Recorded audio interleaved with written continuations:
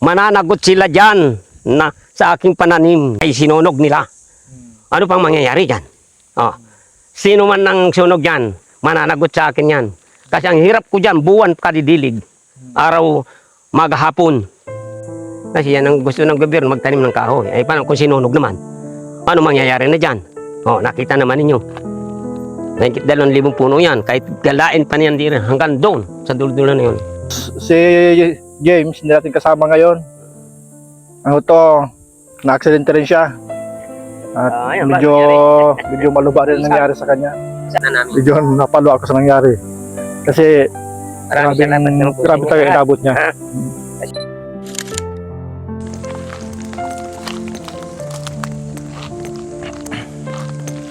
Nakakawa mga kabros. Kapag ganitong inaabot ng mga farmers, yung pinipinsala ng iba, yung pinaghirapan nila. Mabuti lang sana kung madaling ibalik yung naiwala. Ay ang niyog, bago mo yan mapalaki,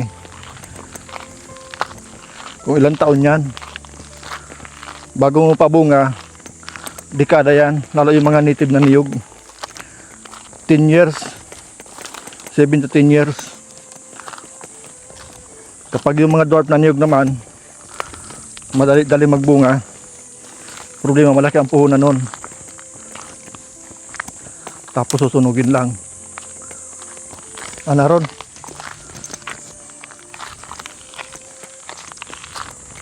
Okay, play na natin. Yung mga kabros, uling-uling na tayo. Pero nandun, naririg natin sa tataga. Yun man, no? Maganda sana mga kabros kasi linis na linis. Ang problema, malinis nga naman kaso wala namang pakinabang na at nasunog na yung produkto.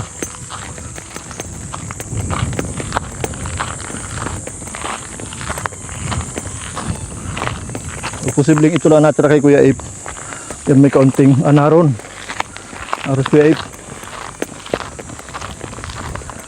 Grabe.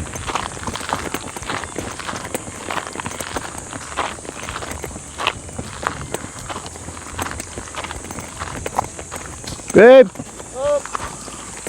Parang disaster ang inabot ng taniman mo.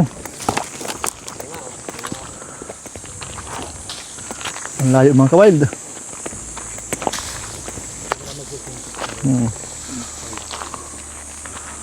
Ano pong nangyari Kuya Ape? Teka, kabitan natin ng microphone.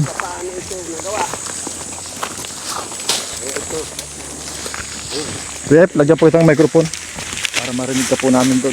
Grabing inabot ng... Kaya lahat yan. Nasarap doon, hanggang doon. Ano pong nangyari? Ba't nasunog? Ay, hindi namin man ang basta't inabot daw ito ng sunog. Wala amang makakapagsabi kung sino sunog. Ito nagsunog. Kaya yung paghirap ko dito sa mahugang ito, balito na buhay. Ano po yan? Kahoy na yan? Mahugani. Mahogany. Ito. Magyum naman ibang yan. Mahugani na tinanim ko dito. Karatig ay magyum. Mahogany nga mga kabros. Oh. Ayan o, kitang-kita baga naman. Gano'ng karami ko itong mahogany mong ito? 2,000 ito. 2,000? Talay-talay yan, parang tinampo yan, no? Oh. Lahat bagayan yun. O, puto-tiyo na baga. Sa palagay nyo po, tutubo pa? Eh, di ko sigurado yan. Parang yung mamamatay niyan. O, tinan mo. Parang hindi na, no? Yan. Simulat ang makikita mo puno, talay-talang ka dun. Buray sana, nasunog. Hindi hira. Di ko na asikaso itong matabasan agad at si Mrs. ay pinoperan sa mata. 3 buwan kaming wala. Sabi nga, nabaltaan nga namin. 3 buwan kaming wala rito. Ay, ano Mga yun ang mga tirada nila, mga buwisit sila. Nagsakripisyo ang tao para mayroon lang sa henerasyon ay may makuha, mga sa susunod na henerasyon ay may makuha ang kahoy. Kinalaki-laki mo na sinunog pa. Wala pong makapagturo kung sinong may gawa. Walang makakapagturo dahil hindi alam kung sino. Pambihira. Akala nila kung ano lang magtanim ng kahoy. Tapos yung pagdilig mo, 1 buwan. 1 buwan ako araw-araw. Maghapon. Ay, nandyan man ang bahay ko. Ayan o. Ah, noon. Oo, noon. Dito pala ang bahay ni Kuya Ape. Ayan, may mga jugpa ko dyan, surunog. Ay, kumusta Kuya Ape yung ano mo doon? Yung ibang mga properties mo doon sa baba? Ayun nga na nangyayari. Pati yung fish pan, Bisa tayo Kuya. pati isda. Wow, anong balita? Tinuruan na at nahisanayibsan. Ang aking hus doon sa inuman, kinuha. Yung hus ko doon sa may kubita, pinutol-putol. Ngayon nagdugson ako ng, ginugsuan ko siya para makaroon sa kubita ng tubig. Ano yan kuya? Hindi kaya meron taong galit sa Ay, inyo? wala naman siguro at ako naman ay nagtutulong sa kanila. Bagay. Alas oras akong kaunin kahit ating gabi. Pinupuntang ko sila para sila gamutin. Oo, ayo. Akong hanap ng tao dito pag wala. Kuya Pre, nasaan ka na? Amin ko yung may papagamot lang. Oo. Kaya ano nangyayari? Sa totoo, wala naman ako nakasirang tao. Oo. So, ibig sabihin, nadamay ka lang. Ito yung nadamay ng pangyayari hindi natin sukat akalain na. Oo. Pagsunog ng nadamay na ito. Ang damay. Pero yung fishpan mo doon sa kayong mga sinasabi mo, sinadya yun. Yung maaari at ay nawala. Di ba? Ay nawala. Tirada mo talaga. Kaya sila, pag nalaman ko, magbabayad sila sa akin ng perisyo. Tama. Sinunog nila, ang hirap ko dyan sa kapunong kahoy na yan, sa gobyerno yan. Ako sarili nagtanim yan, pinublar ko ito. Para magkaroon din ng kahoy itong kabundukan. Ay ngayon, sinunog. Ano nangyari? Yan, hanggang doon yan. O, tinan mo, hanggang doon. Tayo sa area dito. Ganda na sana ng yun. At doon pa ang madaming mawagan sa dulo. Hanggang doon pa yan. Doon. So, anong yung masasabi niyo mga kabros sa sinapit niyo kuya? Ako rito. Comment nyo po sa baba. Sakripisyo. Grabe. Nang magpa-skill ako sa elementary sa mga bata sa Iberica. Nag-alis ako dito ng 10 taon. Nagbalik ako ulit. Kasi 1972 naroon kami sa kabundukan ito. Ang kasama sa amin dito si Sergeant Culiangco, Sergeant Monrado, mga Air Force diyan napunta sa bahay at yung mga tanim kong kanggos, kamuti binabanti at kinakain ng usa at baboy damo. Talaga. Sa gala pala. Kinain nila ng gabi yung nililinti ba? Oo. Yung malaki ang o tena, malayo pa ipuputokan naman ni Sergeant Culiangco, hindi man tinatamaan at carbine. Ay mabuti kung disabog. Oo. Ay tatamaan baga niya yung single ang bala. Ay kasir, dapat po sinapo yung disabog. Ay, Grabe yan, ko na baboy-rabo dito nung araw. ay gulpi. Lumayo lang ng mga 20 metro sa bahay mo. Kakainin niyang Yung binubunot na inuumbang, kinakain sa bulasan. pero ngayon wala na kahit. Wala na ngayon. Dahil pati usa dito kagro gulpi. Matchin gulpi dito.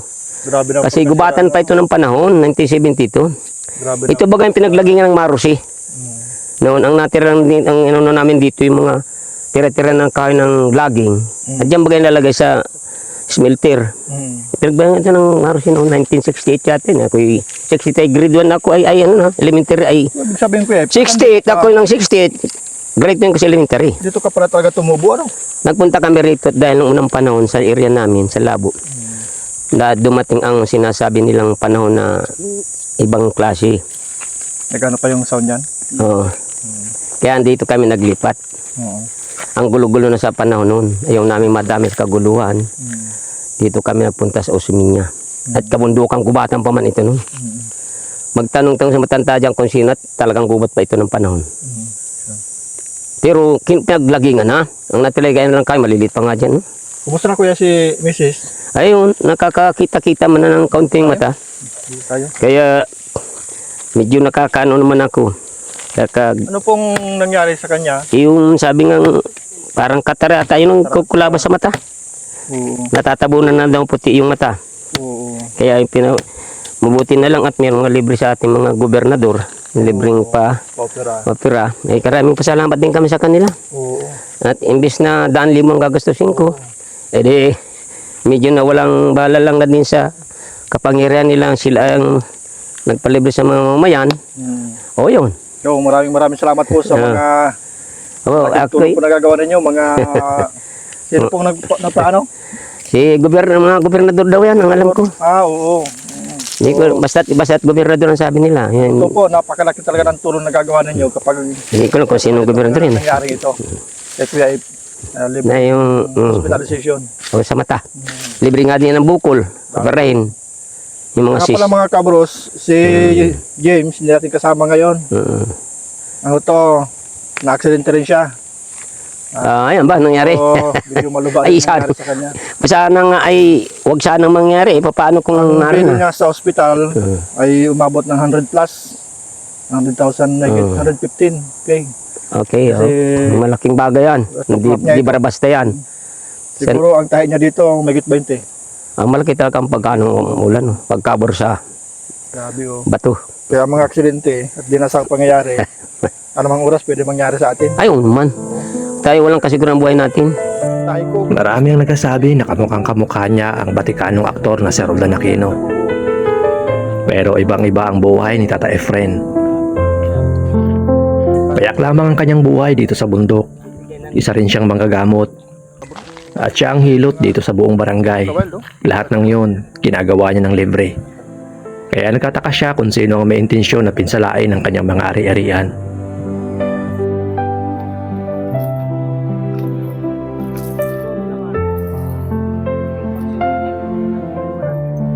mga kabros oh, kung gaano karami yung napinsala ng sunog.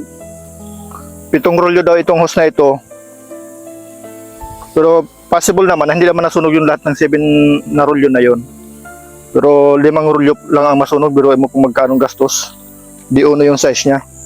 Bukod doon, wala silang katubig-tubig ngayon kasi paano magkakatubig, sunog yung hose.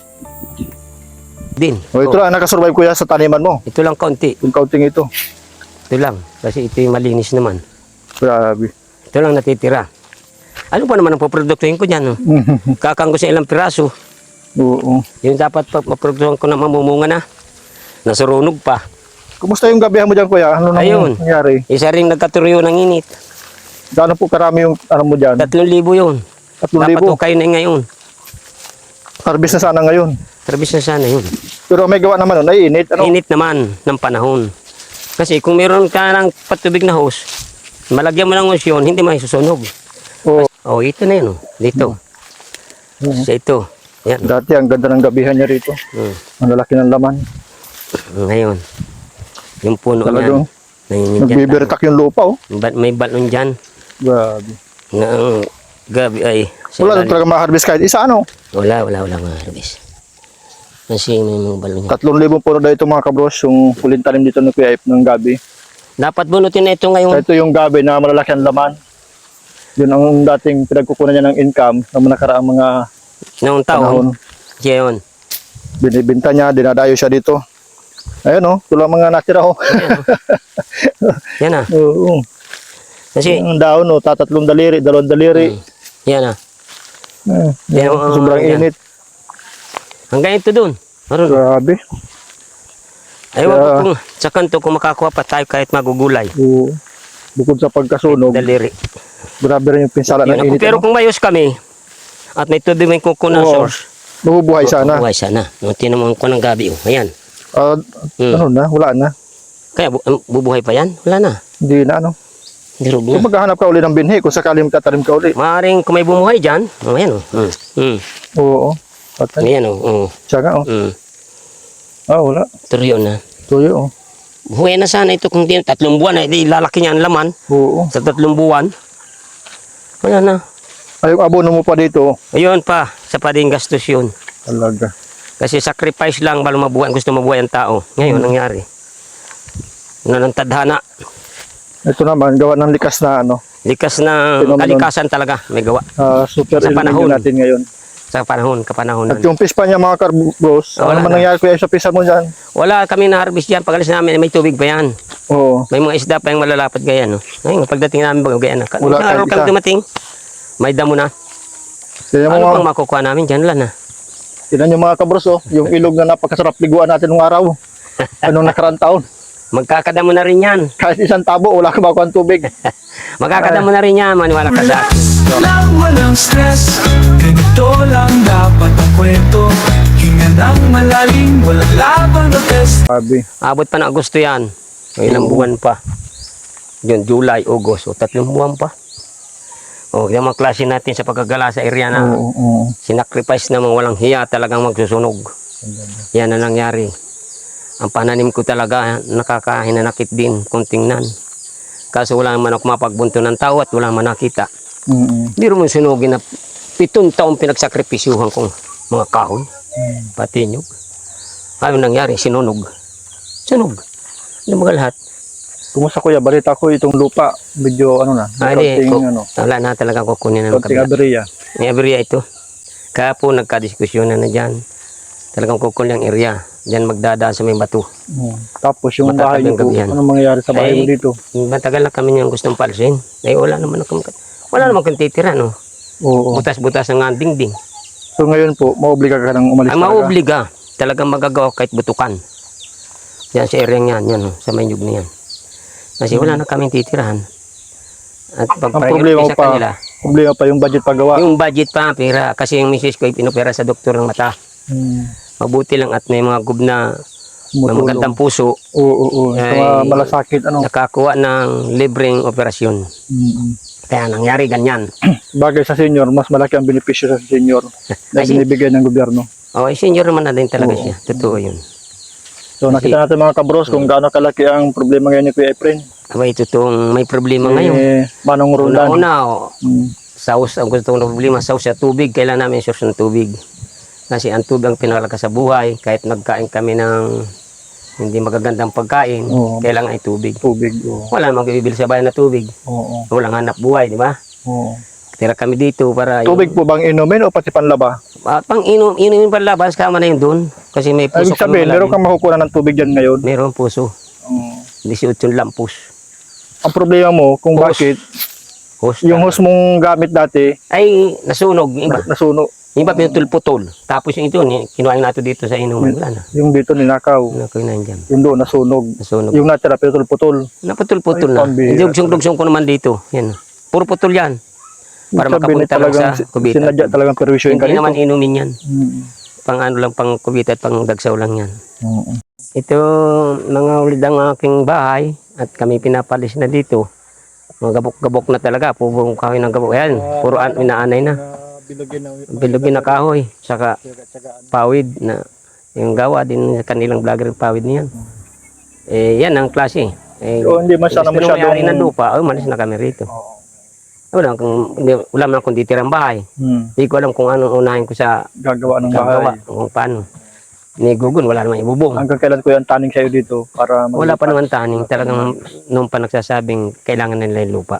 So, ibig sabihin, hindi ka naman pala masyado lang ginigipit. Hindi pa naman Sabi ngayon. na, Pero ang plano nila pa talaga. talagang ano na. Ngayong Kaya po na ganun. time na ito, gusto nila ma-recover na talaga ito. Kanila na ito. Kahapon pa nagkano sila dyan sa pananim. Oo. Talagang kinuha na nila. Wala kang magagawa. Sige. Kaya itong bahay, sa kanila rin ito. Punta. Area na ito. Kubon. Pero kami Kuya Ep na ibigay sa yung kaunting tulong, pagtsagaan mo muna, no? Kasi, Kasi- maraming salamat sa inyo pagtulong. At yan ay malaking bagay sa amin. At gipit na gipit ako ngayon. Hindi ko alam kung ano bahay o hose at kailangan na may tubig. Ang unahin. Hindi ko alam kung anong unahin. Kasi bagay na yan. Kung yung butukan, at Yung lilipatan. lilipatan, o yung hose. Kasi importante sa amin yung tubig. Siyempre, araw-araw kailangan yun eh. Yung inumin. Kasi meron kaming lalagyan, kailangan namin 5 roll yung hose. Kahit una ay media lang. Okay. Magkaka-recover na kami doon. Meron kaming budget ngayon mga kabros. Salamat po sa aming sponsor. Sana medyo kaluban mo naman kami ng tulong. At talagang hipit na. Pag ano kami dito sa lugar at di namin may area, totoong nakiusap kami sa may area nito. Hindi ko tinatanggihan yun. Kasi nakiusap lang kami. Ay kung kailangan na nila. Tama. At nakuha na yung kaputol na area. Saka medyo matagal ka na rin siguro. Matagal na rito. Bagyo pang Ulysses. May 10 years na rin ba? Mga 7 taon siguro. Mga 10 Ulysses. years. 7 taon na? 1, 2, 3, 4, 5. Meron tayong mga kabros na 5,000 mula po sa ating napakabait na sponsor. Si Ma'am Kat.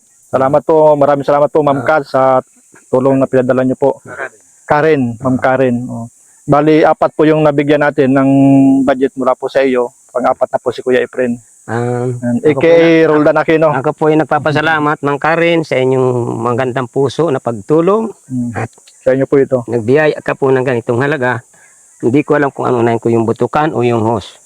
Yung bahay para malipatan namin. Kasi inano kami ng area ng lupa. Hindi lang kami at kahapon pala nagkaano sa lupa na ito. Sa kanila talaga naman ito. Kaya po siya mga sponsor dyan na ako'y gusto makakuha man ng hose. Yung magandang puso.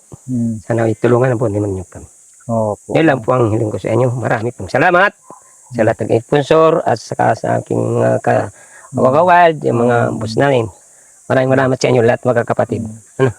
Grabe, inabot mo. 4 months tayo hindi nagkita. Ngayon, pagbalik natin, ganito may Ito inabot na, sanog na lahat. Grabe Wala na, pati pananim, wala nang makukuha. Ang totoo mga kabros, nakakalungkot talaga ang sistema. Kahit Hindi ako, ko inaasahan ganitong dadat na namin. medyo napalo ako sa nangyari. Kasi, Maraming salamat naman po sa grabe inyo talaga lahat. inabot niya. Ha? Kasi nag-sponsor, kung meron mang kagandang loob sa akin, matulungan, maraming salamat. Na-imagine ko mga kawail kung gaano kahirap yon. Kasi ako, Talaga. meron din kaunting lupang kinukultibar. Nasunog pa ang mga kahoy. Gaano kalaki yung Pananim, sakripisyo, patinyog. yung hirap, tapos masusunog lang. So, nakakalungkot, masakit talaga yun sa puso. Yeah, binisita namin Oo. kanina, makikita rin yung area, pinunta namin, talagang ang sakripisyo kong 7 taon na pag-alaga doon sa kahoy, saka sa niyugan, sinunog lang. Kasi malaga sa aking kahoy na, Oo. sa gobyernong kahoy ba yan? Mahugan eh. So muli po, mga kawail, maraming salamat po sa inyong patuloy na panonood po Maraming sa salamat po sa amin. inyo lahat, sa mga nanonood, kung sino man. Maraming salamat po sa inyo lahat. Sana Maraming po salamat lumawig po. pa ang panonood para madagdagan ang aming Hmm. sa inyong pag-anood sa inyong